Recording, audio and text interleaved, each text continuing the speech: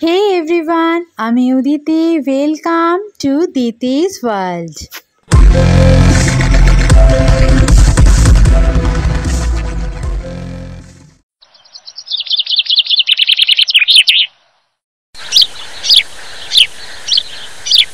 Good morning everyone.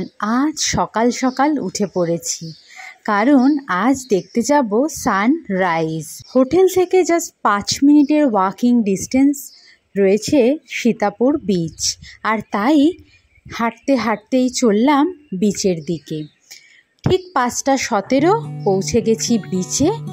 And এবার আকাশের দিকে হাঁ করে তাকিয়ে থেকে রঙের খেলা আমাদের সঙ্গে তোমরাও এনজয় করতে থাকো।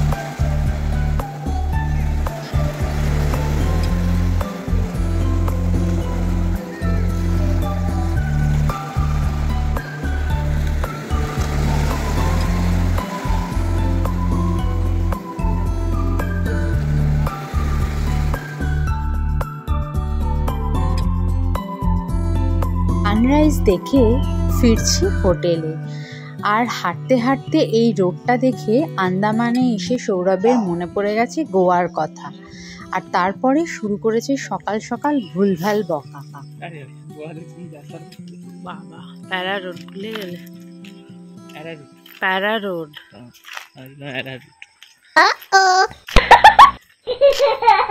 ফিরলাম হোটেল, চটজলদি রেডি হয়ে নিলাম আজকের পরবর্তী সাইট সিনের জন্য। ব্রেকফাস্ট করে নিয়ে উঠে পড়লাম বাসে, যাচ্ছি ভরতপুর বিচ।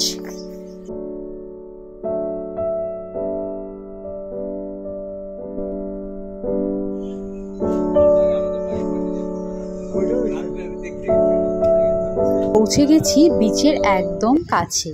বিচের সাইডে রয়েছে অসংখ্য দোকান। এই দোকান পেরোলে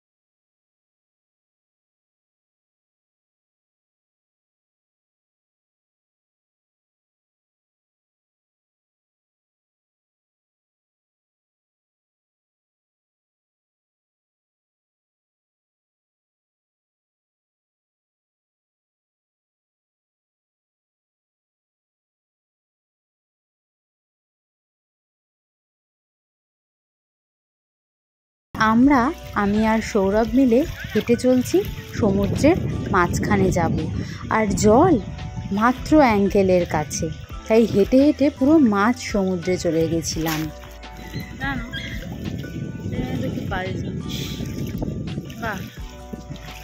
হাঁটুও না, একদম কম জল, কিন্তু কি সুন্দর, অনেকটা যাওয়া যায়।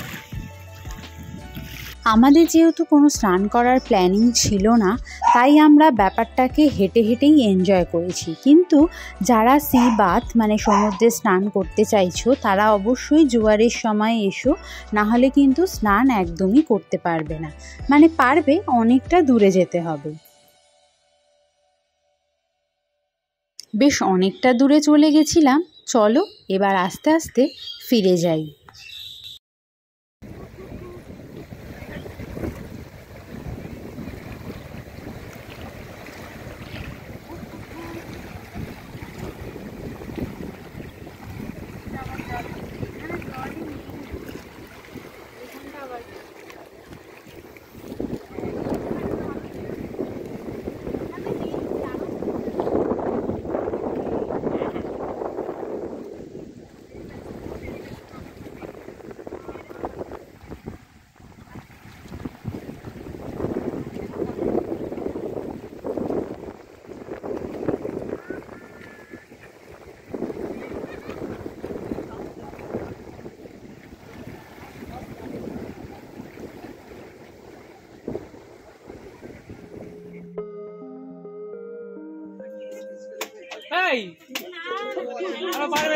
ও পারে, তুমি একটু খেয়ে না, নাহলে পড়ে যাবে চলতে বাইরে। একটা স্ট্র নিয়ে আসো।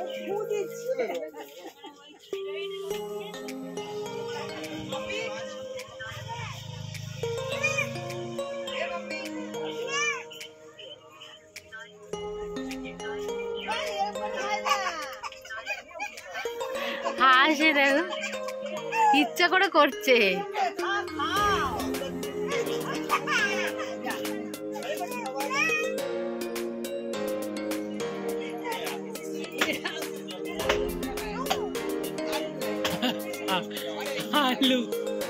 রেখে দে, এই এ বাবা, এইসব করবি এখন। ফল বিক্রেতা প্রিন্স।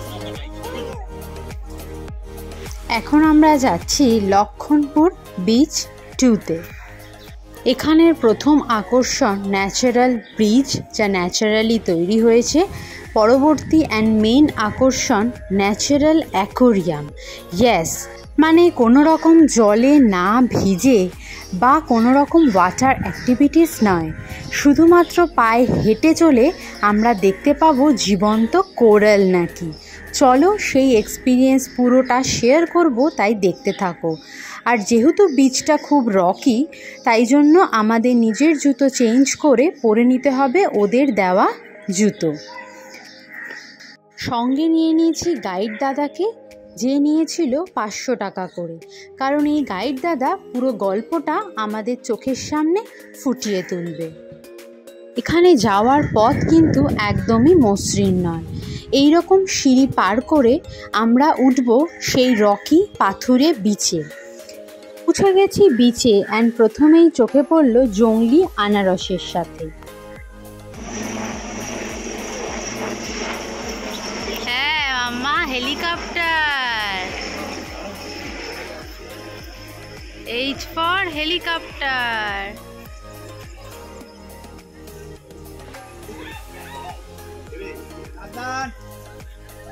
তাকাও তাকাও। এটা জংলি আনারস। হ্যাঁ, এখানকার যে আদিবাসী লোকের যে জারোয়া, তারা এটা থেকে নেশা করে, অ্যালকোহল তৈরি করে। এটা যদি আমরা খাই তাহলে গলাটা চুলকো, মানকো দিতেও বেশি। ওরে বাবা, ঠিক আছে, এতে টেস্টটা দিতেও বেশি। এই বিচ আর 5টা বিচের থেকে সম্পূর্ণ আলাদা। দেখো এখানে যেটা দেখতে পাচ্ছ, এই হচ্ছে বিচে চলার সারফেস, মানে পুরোটা রকি। আর এই পাথুরের রকি বিচ সৃষ্টি হয়েছে মৃত কোরালের দেহাবশেষ থেকে, তাই জন্য এর সারফেস এরকম। এবং প্রচণ্ড শক্ত, পড়ে গেলে কিন্তু বেশ লাগবে। তাই ভীষণ সাবধানতা অবলম্বন করে আস্তে আস্তে এগিয়ে চললাম ন্যাচারাল ব্রিজের কাছে। এই ন্যাচারাল ব্রিজ আসলে সমুদ্র তরঙ্গের ক্ষয়ের ফলে গঠিত ভূমিরূপ প্রাকৃতিক গুহার ভগ্নাংশ। এই ন্যাচারাল আর্চ থাকার কারণে একে স্থানীয় লোকেরা আবার হাওড়া ব্রিজও নামকরণ করেছেন। জলের নিচে ছিল না, জলে ঢেউয়ে কেটে এরকম হয়ে গেছে, এরপরে আইল্যান্ডটা বেরিয়ে গেছে। সুনামির জন্য কিছু হয় না। এটি এমন একটি বীচ যেখানে জীবন্ত এবং মৃত কোরাল একসাথে আমরা দেখতে পাবো। কিন্তু কিভাবে? জোয়ারের সময় সমুদ্রের জল এই রকি সারফেসের বিভিন্ন গর্তে ঢুকে তৈরি হয় প্রচুর জীবন্ত কোরাল, রং বেরঙের মাছ, কাঁকড়া, স্টারফিশ সব কিছু। এবং উল্টো দিকে ভাটার সময় পুরো জল সরে গেলে এই জীবন্ত প্রাণীগুলি মৃতপ্রায় হিসেবে এখানেই পড়ে থাকে। তাদেরই দেহাবশেষ থেকে সৃষ্টি হয় এই সারফেসের।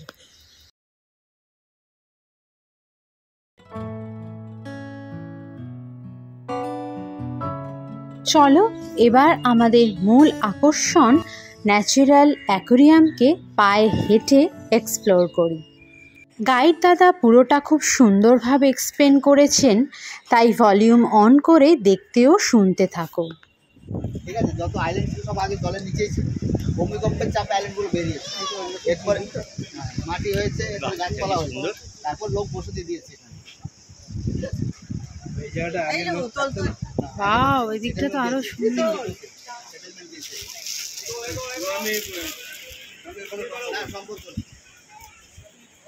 এই রকি সারফেসে হাঁটতে গিয়ে আমরা নিজেরা নিজেকে নিয়েই ক্লান্ত, আর এখন প্রিন্সের আবদার ও নিজে হেঁটে নাকি এক্সপ্লোর করবে, আর তাতে হয়েছে সৌরভের অবস্থা নাজেহাল। সবাই এসে ভিডিও করছি তো, বলো এবার বলো। এটাকে ফিঙ্গার কোরাল বলা হয়, ফিঙ্গার কোরাল, হাতের আঙুলের মধ্যে দেখতে। হ্যাঁ, এটা বছরে 1 ইঞ্চি বড় হবে। ঠিক আছে, তার নিচে দেখুন ডট দেখা যাচ্ছে, ওটাকে বলা জ্যাকফ্রুট কোরাল। একটু প্রথম থেকে বলো। Jackfruit coral, finger coral, finger, jackfruit, honeycomb, cauliflower, ওটা হচ্ছে ব্রেন কোরাল। আচ্ছা, এটা রাতে বেলা আলো জ্বলবে, ব্রেনের মতো দেখতে, তাই তো? এই কি কিচ্ছু হবে না।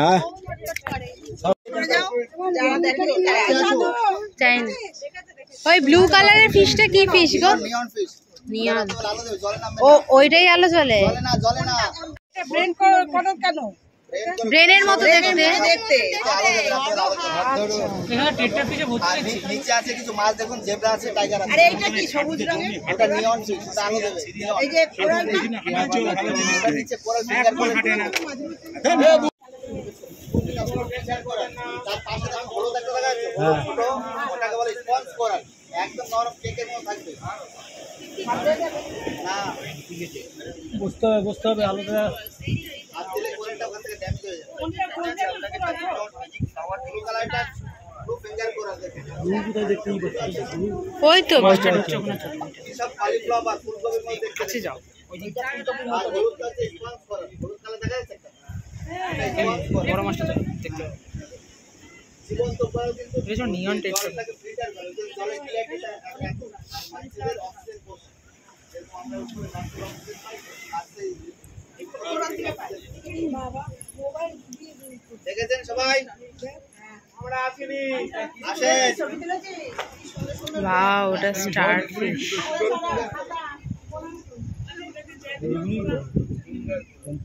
এই কোরালটা মরে গেছে,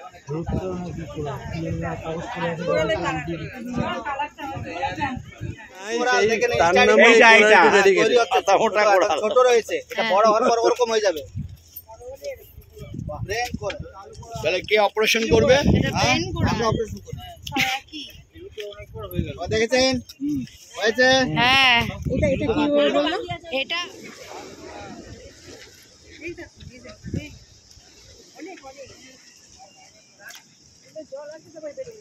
হ্যাঁ, লক হয়ে গেছে ওটা। ওটা এখন লক। তাহলে ঝিনুকের মধ্যে দেখা যে মুক্ত? ওটা ফলস, ওগুলো কোনটা এই দেখুন সেন্সরের মতো, দেখে নিন, আমার হাতের দিকে দেখুন। এমন একটা ঝিনুক খুঁজে পেলাম না যাতে চেপে যাচ্ছে জীবিত। ওয়াও, জয়েন্ট ক্লাম শেল, যেটা মুক্ত তৈরি হয়। ফটো নিয়ে নিয়ে উপরে চলে যান, উপরে আরেকবার করুন, আরেকবার করুন। স্যার জীবন্ত করে টাচ করবেন না, মরে যাবে ওটা। ক্ল্যামশেল তো ওটা? ওরা হইতে অনেক টাইম সময় লাগে। হ্যাঁ, আরেকবার করো দাদা, আরেকবার। দেখে নিন, দেখে নিন, জেন্সে দেখুন। দেখো, ভালো করে নোটিস করো। হাত, ও ওয়াও ওয়াও ওয়াও ওয়াও, দারুণ দারুণ দারুণ। দেখেছেন? ইয়েস। 20 থেকে 25 বছর লাগে মুক্ত তৈরি হতে। এই শেলটা ছোট আছে, এত বড় হবে শেলটা। ওকে, ওইদিক না, ওইদিক না, ওইদিক না, এদিকে ফিরে আসুন। যাদের দেখা হয়েছে তার উপরে গিয়ে দাঁড়ান। যাদের দেখা হোয়াইট ফিঙ্গার করে রোজ একদম নিচেটা ছোট ছোট। আর এটা মাশরুম। কোনটা লালটা? না, লালটা না, এইটা।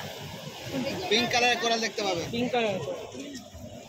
নিচে একটা দেখুন, পরে আছে কিছু ব্রাউন কালার, নিচে দেখুন হালকা সা নড়ছে, ওটাকে বলা হয় সি কুকুম্বার, সমুদ্রের শসা।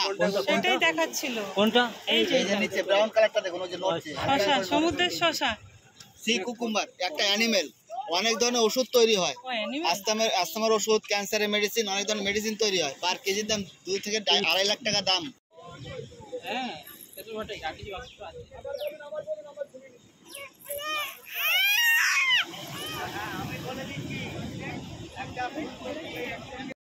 বলেনি কিছু তো।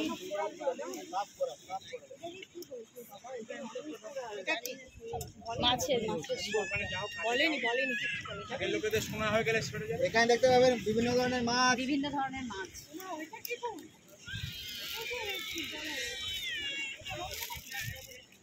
বাবা আমাদের বলো। আসুন দেখুন মাছ, দেখুন এখানে খালি নানা রকম মাছ। আগে যেগুলো দেখেছি এগুলো এখানে। আমাদের একটু দে বাবু, অনেক কিছু দে। আমি তো জায়গা না দিলে। তাহলে নিচে দেখুন দেখো কত মাছ। শেল, যেটা মুক্ত তৈরি হয় সেটা এটা। আচ্ছা, নিয়ে গেলে হবে? কি বড় যখন হবে কত বছর পর? 20 থেকে 25 বছর লাগবে। একটা অয়েস্টার শেল উঁচু করে নিতে পারবেন না, এই যে শোনো না, আচ্ছা, যখন এটা অনেক বড় হবে তখন কি অনেক দূরে চলে যাবে? দূরে ডিপসিতে যাবে। আচ্ছা, জোয়ারের সময় জল কোন কোন আসে? স্ক্যানিং এ চলে আসবে আর ফাইন করবে।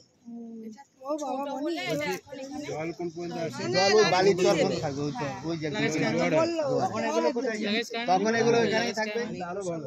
তখনই আমাদের একটা টাকা পাই। সুন্দর না? ওই ছবি আছে ওতে। এই দেখার জন্য দেখতে পাবেন। ওখানে একটা স্নেক টাইপের আছে। ওটা ইলেকট্রিক না, ওই চলো ধীরে ধীরে ব্যাক করব। হয়ে গেছে? সব শেষ? আরো দেখি। আরো আছে তো দেখার ইচ্ছে করে যেতে পারবো। জিনিসটা নিলে नहीं काटेंगे, वो बाइट लेके जाएगा आपके हाथ से। এই জায়গাটায় তো আমি মাছটা ইয়ে করে যেতাম। চলো চলো সব ভিডিও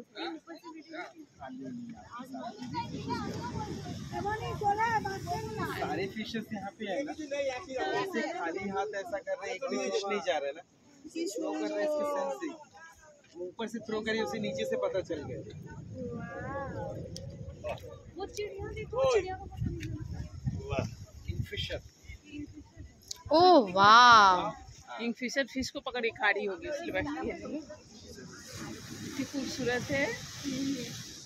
ये फार्म नहीं करता है ये लोग फिशेस को।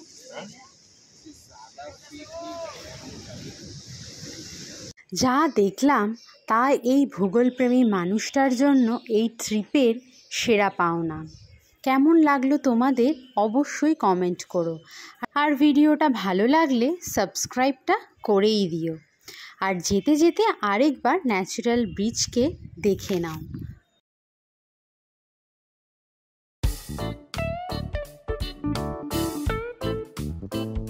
আজ আমাদের আন্দামানে শেষ দিন, আর এই শেষ দিনে এসে আমার উপলব্ধি আন্দামান সম্পর্কে শেয়ার করি তোমাদের সাথে। আন্দামান আসা মানেই ছোটোখাটো একটা বিদেশ ট্যুর করে ফেলা।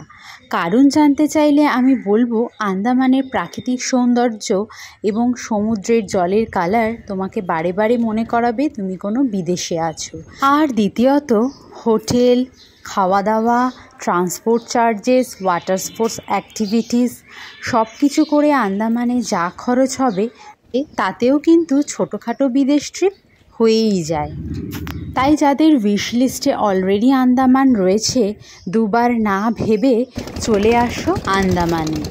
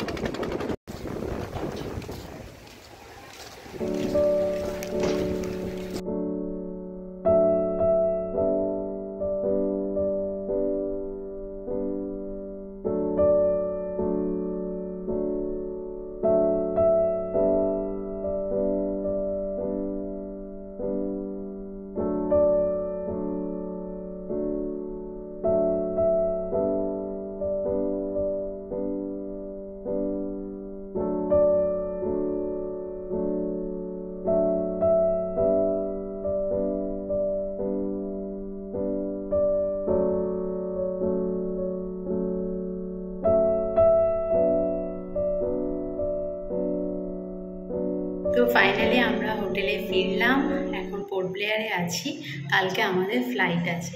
তো এখানেই আমাদের আন্দামান সফর শেষ হলো। পরপর সব ডে ওয়াইজ কিন্তু ভিডিওগুলো আপলোড হয়ে গেছে, তোমরা দেখতে কিন্তু একদম হলো না। তোমরা আমাদের সাথে কেমন ঘুরলে এই ট্রিপে অবশ্যই কমেন্ট করে জানিও।